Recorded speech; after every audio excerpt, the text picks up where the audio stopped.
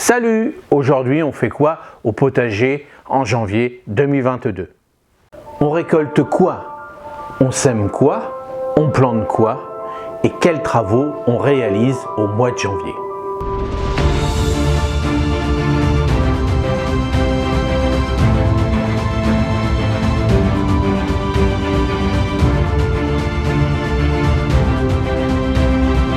Mais avant tout, je voulais vous parler de ce que j'ai fait cette année. 350 vidéos, c'est-à-dire un almanach. Ça va vous permettre d'avoir des fiches tous les jours, de pouvoir commencer votre journée avec un petit calendrier, une petite fiche qui va vous dire aujourd'hui qu'est-ce que je peux faire, qu'est-ce que je peux pas faire. Alors c'est vrai que j'ai travaillé avec la lune et c'est vrai que pour moi la lune, alors on y croit pas, mais voilà. Ça aide beaucoup, surtout pour les semis, pour les plantations, tout ça. C'est vrai que ça donne un petit coup de main. Alors, on y croit pas. Si vous n'y croyez pas, bah, vous plantez quand vous voulez. Le plus important, c'est que ce que je vous demande, c'est de me soutenir sur Tipeee. Pourquoi? Parce que ça me fait énormément de boulot et que j'ai pas mal de projets pour 2022. Déjà avec tout ce que j'ai reçu au mois de décembre, merci aux premiers tipeurs, ça c'est génial. Et ben on va pouvoir commencer.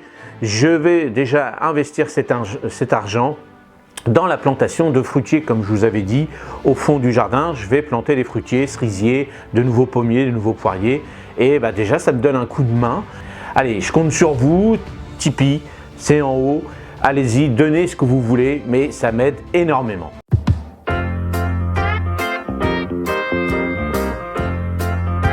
On récolte quoi au mois de janvier? Et ben, tout ce que vous avez planté, les choux, les salades, la mâche, les endives, les poireaux. Vous voyez, tout ça, bah, vous allez continuer à les récolter. Alors, une petite astuce, on arrive au mois de janvier.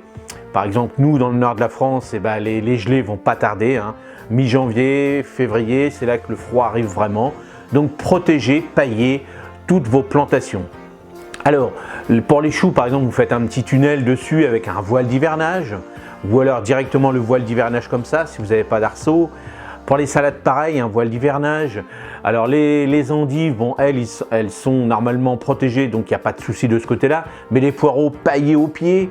Mettez des feuilles, de la paille, tout ce que vous pouvez. Et ça, c'est important pour la récolte. C'est-à-dire que quand vous allez avoir un coup de gelée, si vous mettez de la paille au pied des poireaux, bah, vous allez pouvoir continuer à les récolter sans problème.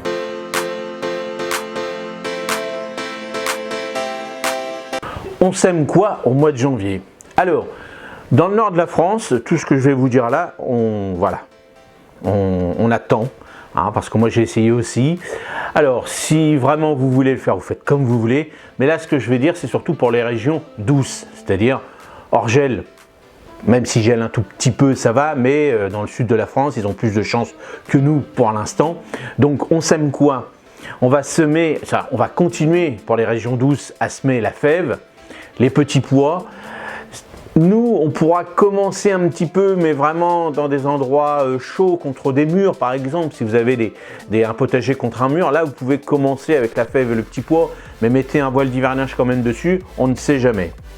Ensuite, qu'est-ce qu'on peut semer? Alors on va semer sous tunnel, sous châssis, au chaud, hein, hors gel on va dire, avec quand même un peu de température, hein, parce que si vous avez 0 dans votre terre, c'est pas la peine. Donc regardez la température sous vos tunnels, sous vos châssis. Il faut quand même qu'il y ait au moins plus de 10 degrés dans la terre. Ça c'est important, donc c'est pour ça que c'est réservé aux régions douces. C'est vrai qu'un rayon de soleil dans la journée, eh ben, tout de suite la température monte à plus de 20 degrés sans problème. Donc qu'est-ce qu'on peut faire? On peut semer des radis, des carottes, des navets, on peut essayer les oignons, en graines bien sûr. On peut semer les poireaux qui seront mangés cet été, et les épinards.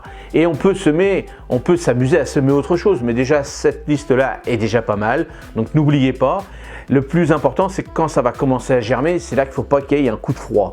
Donc vous fermerez vos châssis par exemple, vous fermerez bien vos tunnels. Alors une petite aparté dans les châssis et les tunnels, si vous semez rien, ou même si vous avez semé et s'il y a beaucoup d'humidité, n'oubliez pas d'aérer. Au moins 1 heure par jour, il faut que je sois aéré parce qu'avec la chaleur, l'humidité, si vous faites des jeunes semis, ben c'est là qu'on a la fonte des semis. Et il faut aérer. Même si vous n'avez rien dans vos tunnels et vos châssis, n'oubliez pas d'aérer souvent. C'est important pour éviter la pourriture de votre terre et autres. Il faut aérer, ça c'est important. Ensuite, on peut faire des premières semis au chaud. C'est-à-dire, alors à la maison, moi j'ai des tables chauffantes par exemple, donc vous voyez au chaud, c'est-à-dire à 20 degrés, et là vous pouvez commencer à attaquer le chou-fleur, le brocoli. Vous pouvez vous amuser à faire quelques choux si vous voulez, mais ça c'est pas obligatoire, mais vous pouvez faire, si vous aimez le chou paumé par exemple, essayez, faites un test, vous verrez bien. Après tout ce qui va être laitue, tout ce qui va être légumes fruits, c'est-à-dire aubergines, poivrons, piments, tomates, cornichons, concombres, melons, pastèques, vous voyez tous ces légumes chauds, mais bien sûr dans les régions douces, parce que eux ils vont pouvoir le mettre, les planter à l'extérieur quand même 1 mois, voire 2 mois par rapport à nous les gens du Nord. Donc toutes ces semis-là que je vous dis à chaud, pour nous, moi les miennes par exemple, moi je les commence fin février, 3e semaine de février, fin février, parce que après je veux pas non plus chauffer énormément sous mes tunnels, donc je préfère garder un petit peu. Et moi ma meilleure vente, c'est vraiment fin mai, mes meilleures ventes au marché, donc c'est pas la peine de les produire, de les stocker dans des godets pour que ça pousse, je les mettre de l'engrais, c'est-à-dire mettre de l'eau, les entretenir, c'est pas la peine. Donc vous, au nord de la France, vous attendez, je vous dirai à quel moment il faut le faire, et dans les régions douces, vous pouvez commencer. Alors commencer, là on est début janvier, vous pouvez commencer aussi mi-janvier, fin janvier. C'est vous qui organisez par rapport à votre situation, à votre région.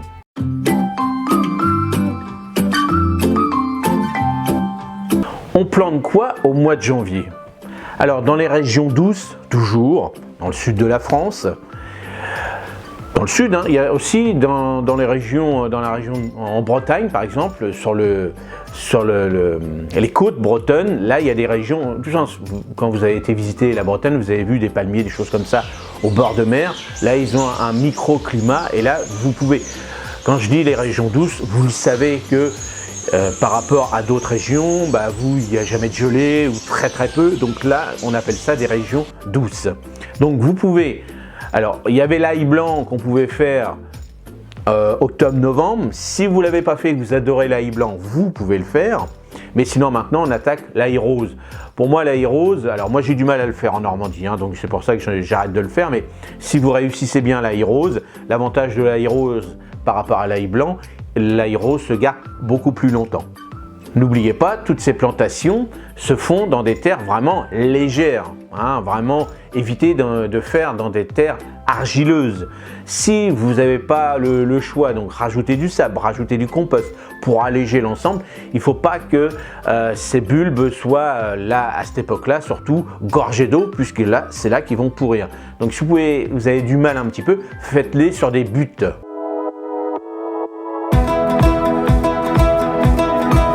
Alors les travaux qu'on peut réaliser au mois de janvier, alors là ça concerne tout le monde. Alors bien sûr pour tous ceux qui ont commencé dans les régions douces, le jardin ils l'ont fait normalement un petit peu avant, mais c'est vrai qu'il y a quand même moins de boulot à faire, donc ils peuvent le faire aussi en ce moment. Pour nous les gens du Nord par exemple, il faut continuer à nettoyer nos outils. Alors nettoyer les outils, si vous avez une tondeuse par exemple, parce qu'on en a besoin de la tondeuse, je vous ai montré des vidéos comment faire pour tondre par exemple, broyer des feuilles ou des choses comme ça. Donc ne le faites pas au printemps parce que les gars vont être débordés. Si vous le faites vous-même, faites-le vous-même, comme ça vous vous organisez, vous faites votre petit planning. Mais si vous manque une pièce par exemple, quelque chose comme ça, n'oubliez pas, là avec tout ce qui se passe en ce moment, les pièces, tout ça sont difficiles à avoir. Donc prévoyez en ce moment, s'il vous faut des outils, des courroies, des choses comme ça pour vos machines et autres, faites-le maintenant, commandez-les, comme ça vous les recevrez peut-être rapidement ou un peu plus tard, mais surtout avant la grosse saison. Aussi, on continue à ramasser les feuilles. On peut continuer à faire des planches. Je vous avais fait une vidéo comment faire une planche au nord de la France par exemple. Même dans d'autres régions, on continue les planches, puisque les planches là on est au mois de janvier. Il faut attendre à peu près 4 mois, 4-5 mois avant de commencer à planter dessus. Bon, donc là on est bien si vous mettez des feuilles et si votre sol est quand même cohérent, c'est-à-dire si vous mettez bien, on va rappeler de l'azote et du carbone, si vous mélangez bien ça, les deux ensemble, vous n'aurez pas de fin d'azote. Donc continuez à ramasser des feuilles, continuez à bien le mélanger. Si vous en avez trop, il faut les garder, c'est de l'heure. Vous mettez ça dans un coin et vous faites ça en compost et vous les gardez pour continuer à alléger vos sols, à amender vos sols. Vous voyez, il faut continuer, ça c'est de l'heure, donc il ne faut pas dire bah, maintenant que j'en ai trop, je les jette. Non, vous les gardez bien sûr si vous avez de la place sur votre potager. Alors voilà pour la petite conclusion, donc pas mal de petits boulots à faire dans les régions douces. Pour nous au nord de la France, eh ben, tranquille, on continue, donc on a pas mal déjà de boulot à faire dans l'entretien, ça c'est important. Et puis bah, continuez à regarder les vidéos que je vous fais tous les jours sur l'almanach, 350 vidéos par jour, ça va vous donner une petite fiche, de dire tiens, ça c'est pas mal. Et aussi en parlant des fiches, n'oubliez pas, si vraiment vous voulez vraiment vous perfectionner et avoir les fiches, vous avez les fiches légumes, vous avez les fiches aromatiques et bientôt je vais vous proposer des fiches sur comment récolter les graines sur tous les légumes qui existent alors en France bien sûr. Et là vous aurez des belles fiches bien détaillées avec toutes les méthodes. Et si vous voulez vous amuser à récolter vous-même vos graines, eh ben allez-y, vous pourrez vous procurer ces fiches qui seront au même prix que les deux autres. Donc n'hésitez pas. Le plus important, c'est que j'espère que je n'ai pas été trop long, que vous avez passé un bon moment avec moi. Et je vous rappelle que si vous voulez me donner un petit coup de main, allez sur Tipeee, donnez ce que vous voulez, passez une bonne semaine et à mardi prochain. Salut!